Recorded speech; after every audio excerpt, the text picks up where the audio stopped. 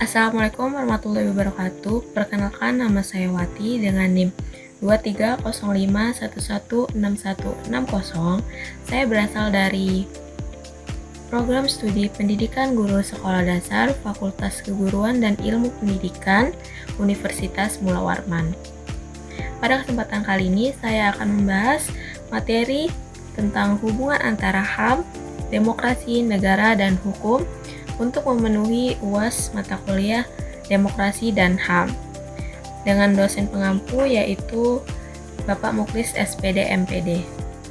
Sebelum masuk kepada pembahasan, terlebih dahulu saya bacakan latar belakang dari materi ini. Latar belakangnya yaitu negara Indonesia adalah negara hukum. Oleh sebab itu, segala sesuatu tindakan penyelenggara negara harus berdasarkan kepada hukum. Indonesia merupakan negara hukum modern, dituntut adanya peranan dan fungsi hukum secara stabil dan dinamis, yang mampu mengatur berbagai kepentingan tanpa meninggalkan ide dasarnya yaitu keadilan. Secara teori, negara hukum adalah negara yang bertujuan untuk menyelenggarakan ketertiban umum, yakni tata tertib yang berdasarkan hukum yang terdapat kepada rakyat. Kemudian, konsep negara hukum menduduki ide perlindungan hak asasi manusia sebagai salah satu peranan penting. Dengan mempertimbangkan urgensinya perlindungan hak asasi manusia tersebut, maka konstitusi harus memuat pengaturan hak asasi manusia agar ada jaminan negara terhadap hak-hak warga negara. Salah satu perubahan penting dalam amandemen Undang-Undang Dasar 1945 adalah pengaturan hak warga negara lebih komprehensif dibanding Undang-Undang Dasar 1945 yang mengatur secara umum dan singkat.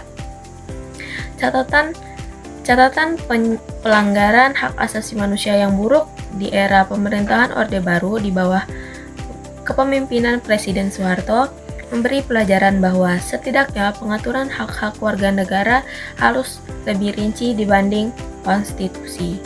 Amandemen Undang-Undang Dasar 1945 juga membuat peranata peradilan melalui Mahkamah Konstitusi untuk menggugat produk perundang-undangan yang melanggar hak-hak warga negara sebagaimana diatur dalam konstitusi. Oleh karena itu, dalam negara hukum, jaminan perlindungan HAM dianggap sebagai ciri yang mutlak harus ada setiap negara yang dapat disebut res stat.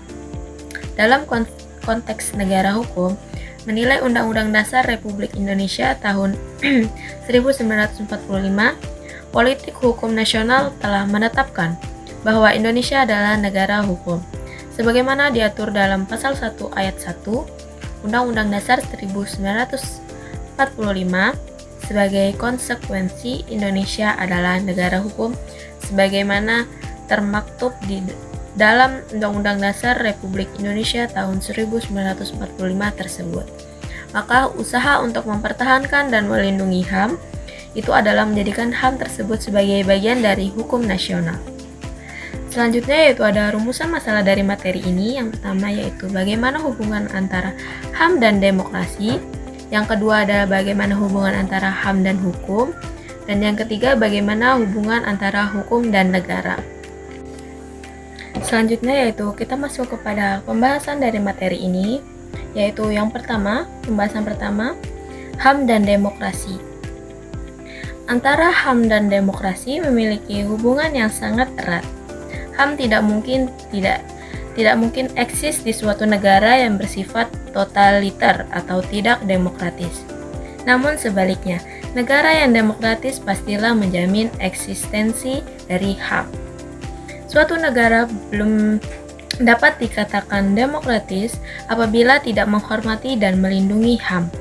Kondisi yang dibutuhkan untuk memperkokoh tegaknya HAM adalah alam demokratis di dalam kerangka negara hukum atau rule of law state. Konsep negara hukum dapat dianggap mewakili model negara demokratis. Implementasi dari negara yang demokratis diaktualisasikan melalui sistem pemerintahan yang berdasarkan atas perwakilan atau representative government yang merupakan refleksi dari demokrasi tidak langsung. Menurut Julius Stahl dan A.V. Ducey, suatu negara hukum haruslah memenuhi beberapa unsur penting.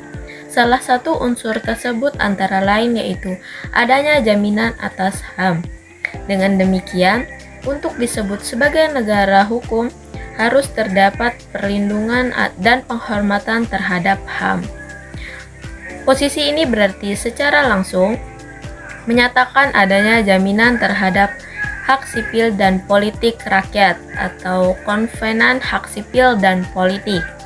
Pada dasarnya dikonsepsikan sebagai rakyat atau warga negara untuk mencapai kedudukannya sebagai penentu keputusan politik tertinggi. Makin besar tingkat kebebasan, kemerdekaan dimaksudkan di sini adalah kebebasan, kemerdekaan, dan hak sebagaimana dimasukkan dalam kategori hak-hak asasi manusia generasi pertama. Misalnya yaitu kebebasan untuk menyatakan pendapat, kemerdekaan untuk menganut keyakinan politik, hak untuk diperlakukan sama di hadapan hukum. Kemudian hanya kemudian patut dijelaskan lebih lanjut bahwa persoalan demokrasi bukanlah sebatas hak sipil dan politik rakyat.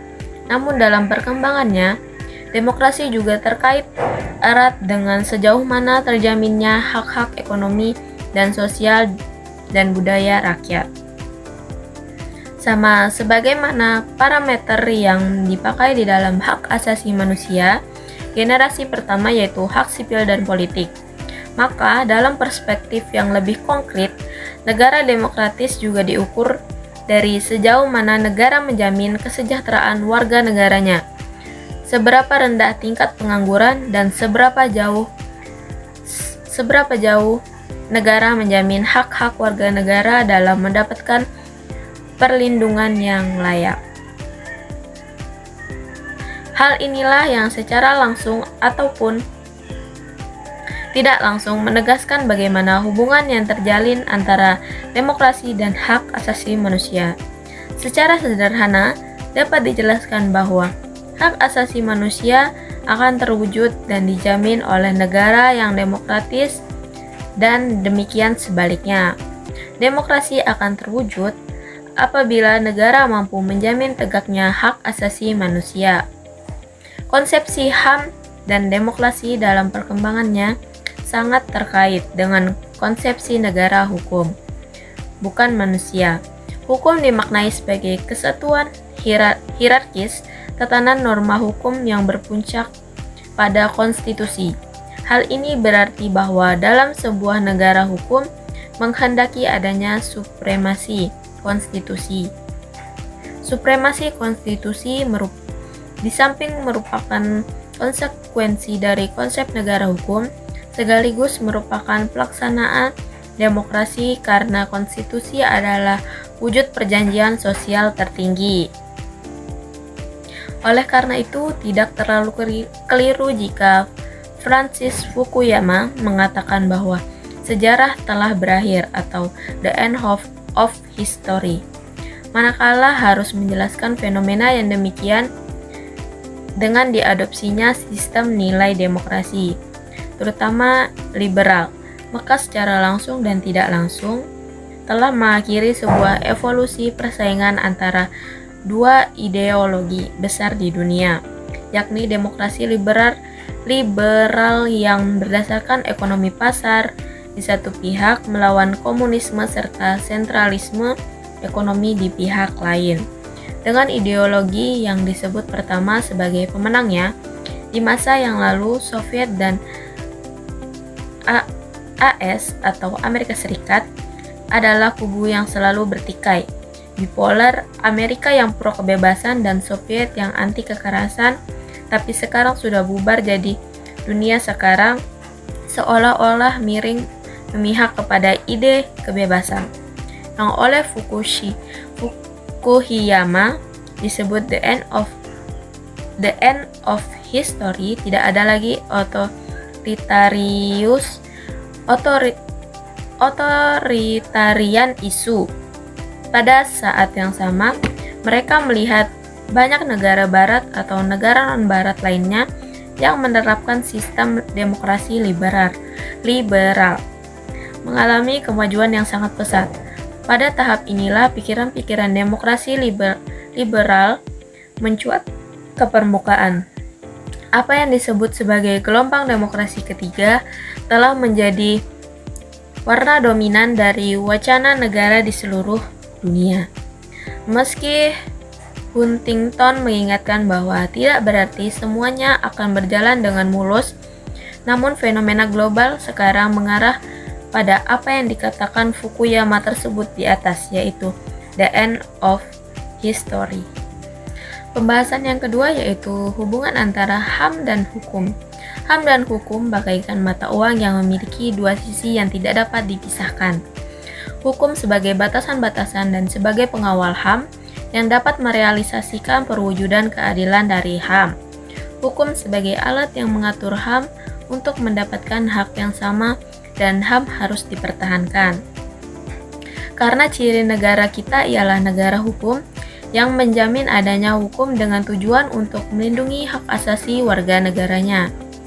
Hubungan hukum dan HAM ini sangat berkaitan karena segala perilaku kehidupan manusia di suatu negara selalu berdasarkan kepada hukum tersebut.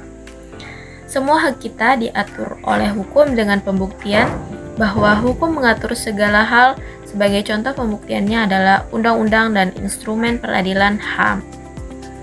Hukum mengatur dari yang terkecil hingga hal terkompleks. Hukum melindungi HAM. Hukum tanpa hak tidak ada gunanya dan HAM tanpa hukum itu sia-sia. Fungsi dari hukum sendiri yaitu memberikan perlindungan kepada manusia dalam memenuhi berbagai macam kepentingannya. Dengan syarat manusia juga harus melindungi kepentingan orang lain. Selain adanya hukum, kita juga berhak mendapatkan perlindungan dari pemerintah. Pada hakikatnya, setiap orang berhak mendapatkan perlindungan dari hukum. Sebagai contoh perlindungannya diberikan kepada tersangka sebagai pihak yang diduga telah melakukan pelanggaran hukum. Pembahasan yang ketiga yaitu hubungan antara hukum dan negara. Negara hukum ialah penyelenggaraan pemerintah di negara tersebut berdasarkan kepada hukum. Sedangkan hak asasi manusia adalah hak dasar yang dimiliki setiap manusia sejak lahir sebagai anugerah Tuhan. Hukum sebagai alat untuk mengatur hak asasi manusia agar mendapatkan hak yang sama. Hukum tanpa hak tidaklah berguna, maka sebaliknya, jika hak asasi manusia tanpa adanya hukum itu sia-sia. Sesuai pasal 1 ayat 3 Undang-Undang Dasar 1945 yang berbunyi, negara Indonesia adalah negara hukum. Dari situlah kita tahu bahwa negara Indonesia merupakan negara yang berlandaskan kepada hukum. Di Indonesia wajib melaksanakan perlindungan dan pelaksanaan hak asasi manusia untuk warga negaranya. Karena Indonesia sudah melakukan perjanjian internasional dalam penegakan hak asasi manusia.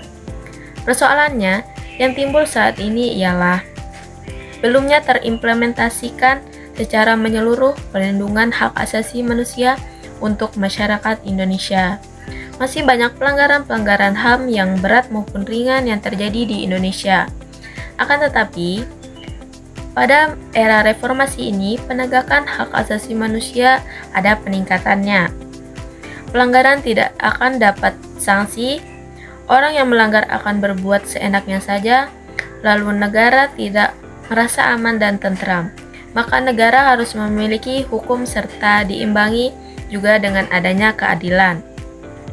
Fungsi hukum itu sendiri memberikan perlindungan kepada manusia dalam rangka memenuhi berbagai macam kepentingan. Dalam syarat manusia juga harus melindungi orang lain. Selain adanya hukum, masyarakat juga berhak mendapatkan perlindungan dari pemerintah. Setiap orang pada hakikatnya berhak mendapatkan perlindungan dari hukum, karena HAM itu sendiri meliputi hak untuk hidup dan kebebasan. Kebebasan dari perbudakan dan penyiksaan, kebebasan untuk berpendapat, hak untuk bekerja dan berpendidikan, dan masih banyak lagi. Semua orang berhak akan hak tersebut.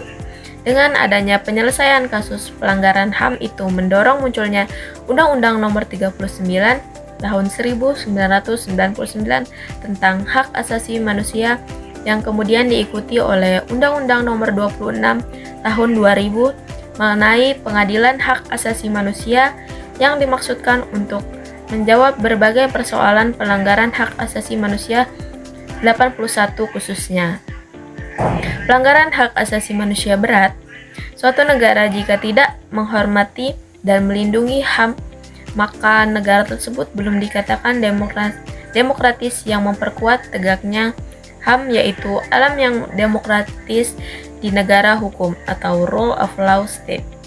Model negara demokratis atau demokrasi itu juga dapat dianggap konsep negara hukum, sistem pemerintah yang berdasarkan atas perwakilan, representative government, mengaktualisasikan melalui penerapan negara yang demokratis yang merupakan refleksi dari demokrasi tidak langsung. Selanjutnya ada Undang-Undang Hak Asasi Manusia yang diatur oleh pemerintah negara. Yang pertama yaitu hak untuk hidup pada pasal 9 yang berbunyi, setiap orang berhak untuk hidup, mempertahankan hidup, dan meningkatkan taraf kehidupannya. Yang kedua ada setiap orang berhak tentram, aman, damai, bahagia, sejahtera lahir dan batin. Dan yang ketiga, setiap orang berhak atas lingkungan hidup yang baik dan sehat. Kemudian hak berkeluarga dan melanjutkan keturunan ada pada pasal 10. Yang pertama yaitu setiap orang berhak membentuk suatu keluarga dan melanjutkan keturunan melalui perkawinan yang sah. Yang kedua ada perkawinan yang sah hanya dapat berlangsung atas kehendak bebas calon suami dan calon istri yang bersangkutan sesuai dengan ketentuan peraturan perundang-undangan. Yang ketiga ada hak mengembangkan diri ada pada pasal 11, 12, 13, 14, 15, dan 16. Pasal 11 yaitu yang berbunyi setiap orang berhak atas pemenuhan kebutuhan dasarnya untuk tumbuh dan berkembang secara layak. Pasal 12 yang berbunyi setiap orang berhak atas perlindungan bagi pengembangan pribadinya untuk memperoleh pendidikan, mencerdaskan dirinya, dan meningkatkan kualitas hidupnya agar menjadi manusia yang beriman, bertakwa, bertanggung jawab, berakhlak mulia, bahagia, dan sejahtera sesuai dengan hak asasi manusia. Pasal 13 yaitu yang berbunyi, setiap orang berhak untuk mengembangkan dan memperoleh manfaat dari ilmu pengetahuan dan teknologi, seni dan budaya, sesuai dengan martabat manusia demi kesejahteraan pribadinya, bangsa, dan umat manusia. Pasal 14 yang berbunyi yaitu yang pertama, setiap orang berhak untuk berkomunikasi dan memperoleh informasi yang diperlukan untuk mengembangkan pribadinya, sosialnya, dan lingkungannya. Yang kedua, setiap orang berhak untuk mencari, memperoleh, menyimpan, mengolah, dan menyampaikan informasi dengan menggunakan segala jenis sarana yang tersedia. Pasal 15 yaitu yang berbunyi, setiap orang berhak untuk memperjuangkan hak pengembangan dirinya, baik secara pribadi maupun kolektif, untuk membangun masyarakat, bangsa, dan negaranya. Pasal 16 yaitu yang berbunyi, setiap orang berhak untuk melakukan pekerjaan sosial dan kebijakan, mendirikan organisasi untuk itu, termasuk penyelenggaraan pendidikan dan pengajaran, serta menghimpun dana untuk maksud tersebut dengan ketentuan peraturan perundang-undangan. Yang keempat, hak memperoleh keadilan ada pada pasal 17, 18, 19. Pasal 17 yang berbunyi setiap orang tanpa diskriminasi berhak untuk memperoleh keadilan dengan mengajukan permohonan, pengaduan, dan gugatan baik dalam perkara pidana, perdata, maupun administrasi, serta diadili melalui proses peradilan yang bebas dan tidak memihak, sesuai dengan hukum acara yang menjamin pemeriksaan yang objektif oleh hakim yang jujur dan adil untuk memperoleh putusan yang adil dan benar.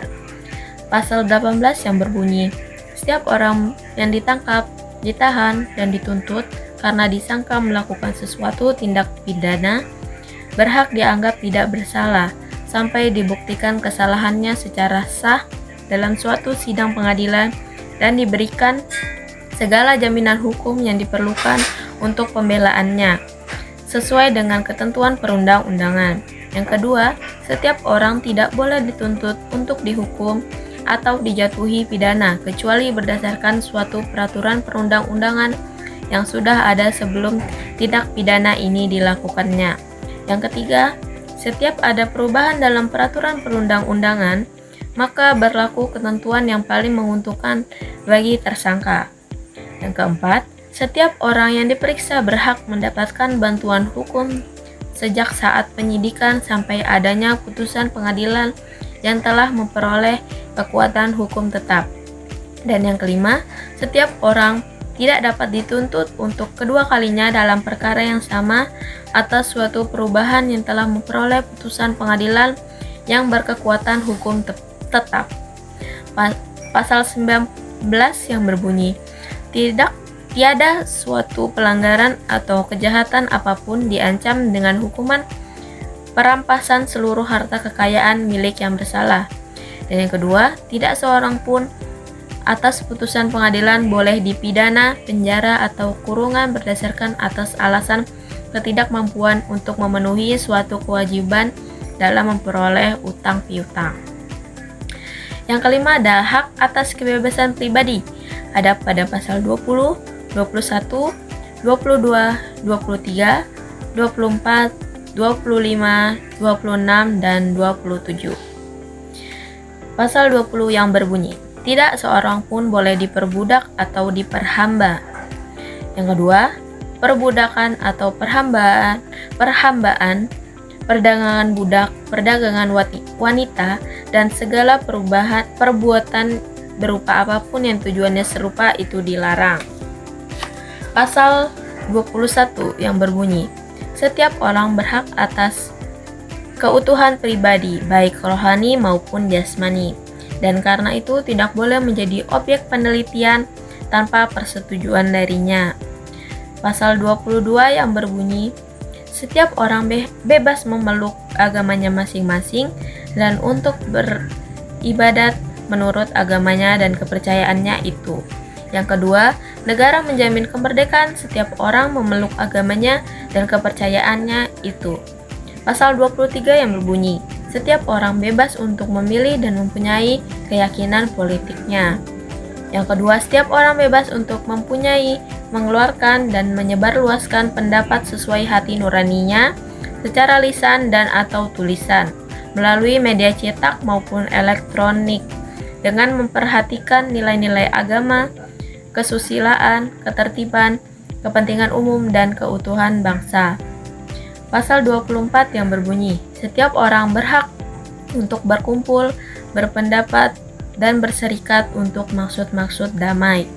Yang kedua, setiap warga negara atau kelompok masyarakat berhak mendirikan partai politik, lembaga swadaya, masyarakat, atau organisasi lainnya untuk berperan serta dalam jalannya pemerintahan dan penyelenggaraan negara sejalan dengan tuntutan, perlindungan, penegakan, dan pemajuan hak asasi manusia sesuai dengan ketentuan peraturan perundang-undangan.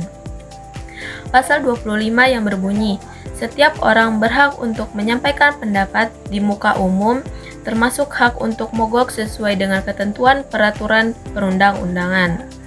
Pasal 26 yang berbunyi, setiap orang berhak memiliki, memperoleh pengganti, atau mempertahankan status kewarganegaraannya. Yang kedua, setiap orang bebas memilih kewarganegaraannya dan tanpa diskriminasi berhak menikmati hak-hak yang bersumber dan melekat pada kewarganegaraannya serta wajib melaksanakan kewajibannya sebagai warga negara sesuai dengan ketentuan peraturan perundang-undangan. Pasal 27 yang berbunyi, setiap warga negara Indonesia berhak untuk secara bebas bergerak, berpindah, dan bertempat tinggal dalam wilayah negara Republik Indonesia. Dan yang kedua, setiap warga negara Indonesia berhak meninggalkan dan masuk kembali ke wilayah negara Republik Indonesia sesuai dengan ketentuan peraturan perundang-undangan. Yang keenam ada hak atas rasa aman. Ada pada pasal 28, 29, 30, 31, 31, 32, 33, 34, dan 35. Pasal 28 yang berbunyi, setiap orang berhak mencari suaka untuk memperoleh perlindungan politik dari negara lain. Yang kedua, hak sebagaimana dimaksud dalam ayat 1 tidak berlaku bagi mereka yang melakukan kejahatan non-politik atau perbuatan yang bertentangan dengan tujuan dan prinsip Perserikatan Bangsa-Bangsa. Pasal 29 yang berbunyi, setiap orang berhak atas perlindungan diri pribadi, keluarga, kehormatan, martabat, dan hak miliknya. Yang kedua, setiap orang berhak atas pengakuan di depan hukum sebagai manusia pribadi di mana saja ia berada.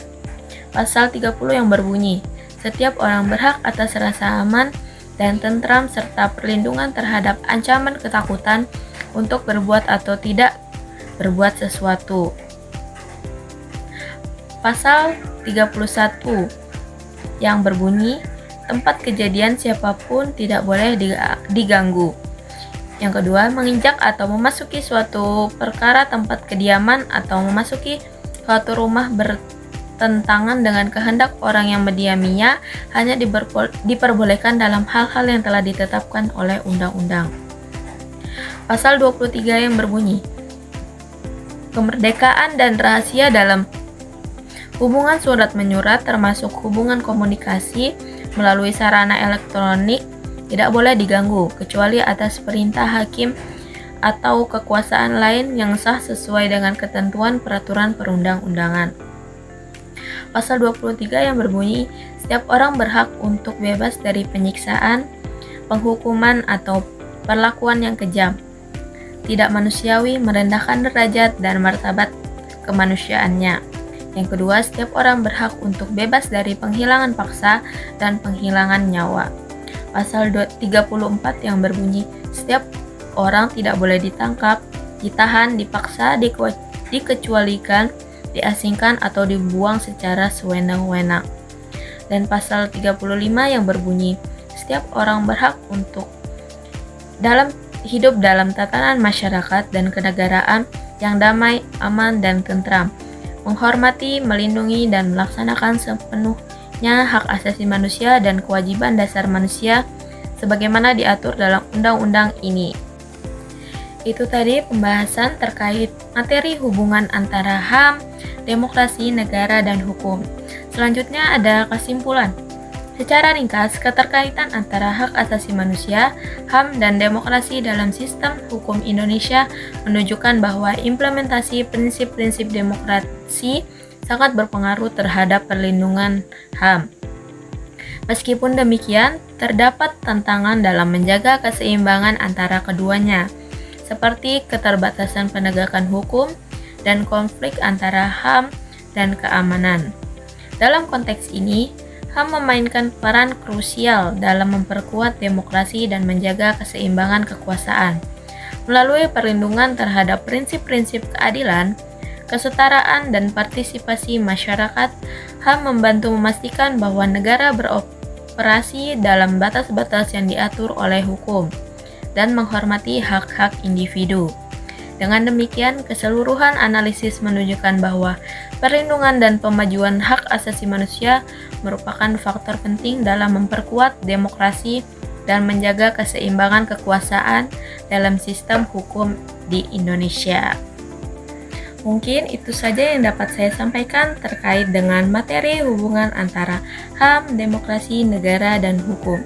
Apabila ada salah-salah kata dan kekurangan mohon dimaafkan. Wassalamualaikum warahmatullahi wabarakatuh.